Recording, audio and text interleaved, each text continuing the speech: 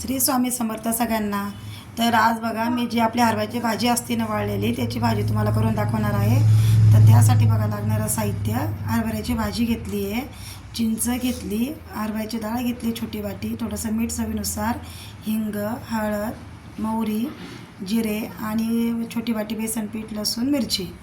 तर आता ही जी भाजी आहे ना ती खोडून नाही आणत का आपण, ती भाजी असते। आता ही बघा ही चिंच जी आहे ना मी वर्षभरासाठी फोडून ठेवत असते, त्याला हिंग व मीठ लावून ठेवायचं म्हणजे वर्षभर टिकते ती। आता आता लावून ठेवलं का नंतर वर्षभर छानही राहते, नंतर अशी काळी पडत चालते नंतर मग परत, पण चांगली राहते, त्याला जाळं वगैरे काहीच लागत नाही। आता हे बघा फोडणीसाठी तेल टाकलं आहे। आता ही जी आपलं दगडी आहे त्यामध्ये मिरची, परत जिरे, लसूण आणि थोडंसं मीठ आपण टाकून हे वाटून घ्यायचं। आता थोडंसं मीठ यातही टाकायचं, थोडंसं भाजीत पण टाकायचं। आता हे कुटल्यानंतर मग हे बघा, मग आता फोडणीला मी जिरे टाकले, लसूण टाकला फोडणीला, हे बघा लसूण थोडासा लाल झाला का मग आपली हिरवी मिरची टाकली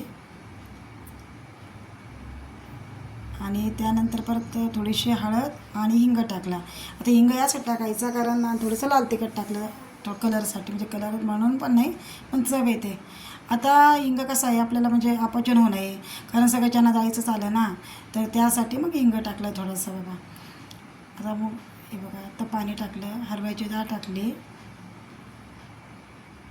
पाणी तुम्हाला जेवढी भाजी करायची तितकं पाणी टाकू शकता तुम्ही।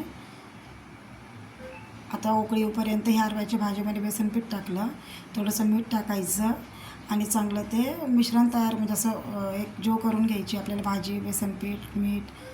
आता हे बघा पाण्याला उकळी आली आहे, पाण्यामध्ये आता बेसन पीठ भाजी वगैरे सगळं आपण जे केलं ना ते टाकून द्यायचं, चांगली शिजते मग ती। आणि हरभऱ्याची डाळ ही भिजलेली असते ना त्यामुळे हरभऱ्याची भाजी शिजेपर्यंत डाळही थोडीशी चांगली नरम होऊन जाते आणि चांगली शिजून जाते मग। आणि हे झालं का त्याच्यामध्ये मग जी चिंच भिजू घातली होती ना तर चिंच टाकायची। चिंच हे तुम्ही ऑप्शनल आहे, पण कधीतरी असंही करा कधी तसेही करा, दोन्ही प्रकारच्या करून बघा, छान लागते। मी पण तसंच करते, आपल्या आवडीनुसार कधीतरी खावं वाटली ना अशी पण करायची। आता चिंच टाकली, थोडासा गूळ टाकला आणि आता ही भाजी शिजू द्यायची, थोडा वेळ शिजून जाते। असा कलर आला भाजीला, भाजी वगैरे छान झाली बघा। मग नंतर आमचे जेवण वगैरे झाले आणि मग त्यानंतर काय केलं, आता आमच्या इथे ना एक स्वराज्य कास्य थाळी मसाज सेंटर आहे।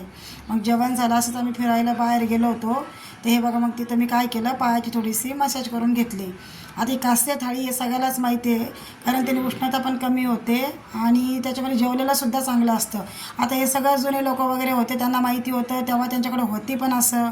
तर हे नाही तर म्हणजे बॉडी मसाज, पायाचं पाय दुखणं वगैरे सगळं काही उपकरण आहे त्यांच्याकडं। तर आवडलं तर सबस्क्राईब करायला विसरू नका।